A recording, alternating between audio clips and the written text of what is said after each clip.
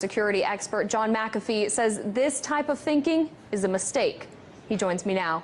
John, why do you think the word bubble cannot be applied to Bitcoin? Well, first and foremost, Bitcoin is not a fiat currency.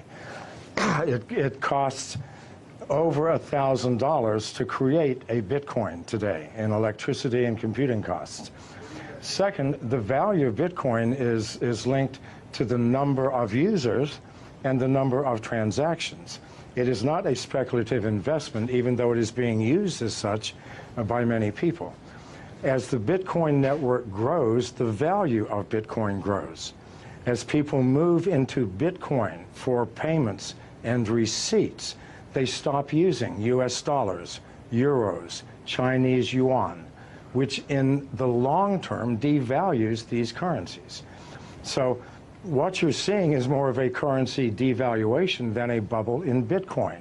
As more people use it, it has more intrinsic value. And again, the cost of producing a Bitcoin increases with the value of the Bitcoin. So this is not something that we're pulling out of thin air. This is something that's created with massive amounts of electricity and computing power.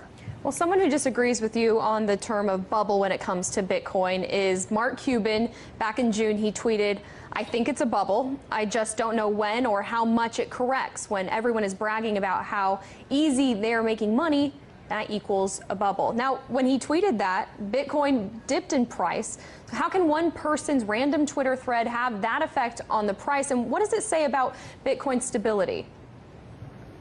Well, it says nothing about Bitcoin stability. After it dropped $500, it's now at 44. So these temporary fluctuations are meaningless, created by speculators, people who do not understand the fundamental technology of the blockchain. Those who do know that in the long term, these fluctuations will make no difference. The more people who use Bitcoin, the more valuable it will become. This is the only metric we can use. Now, Bitcoin and blockchain go hand in hand, but blockchain's ability to track financial transactions in a way that is incorruptible, it gives it infinite amount of uses outside of the original purpose of using it for Bitcoin. Do you see blockchains overtaking certain aspects of the financial system as we know it now? It will take over all aspects. People think that Bitcoin or the blockchain is owned by someone, by a company or by a consortium. No, this is strictly a mathematical formula that nobody owns, that we are all participating in. And we use the blockchain for everything from fixing supply chain problems in corporations to verifying the authenticity of the sender and receiver in a financial transaction. It is the most powerful technology that the world has seen, I believe, since the invention of agriculture. Now, John, we've showed our viewers Bitcoin's rise just in the past month, and we can show it to them again if it's up there. But on July 17th, 1 month ago, you tweeted that Bitcoin's low of 1,800 yesterday simply could not be maintained. In the long term, Bitcoin moves above 500,000 within 3 years. Bet, you ask? So I ask you, John, do you stand by your statement?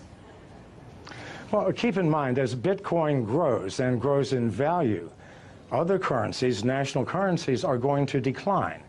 So the advantage to using Bitcoin, the advantages are huge. If I do a wire transfer, it'll take me 24 hours.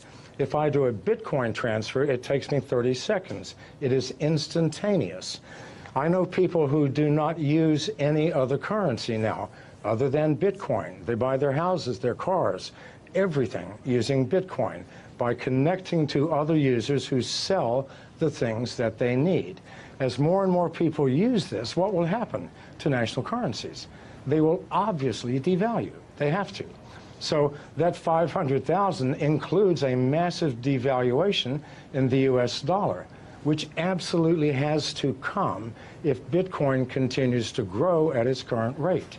Well, it's certainly a community effort, and the Bitcoin community and for other cryptocurrencies, it's only growing. John McAfee, founder of McAfee Incorporated, thank you so much for your thoughts today.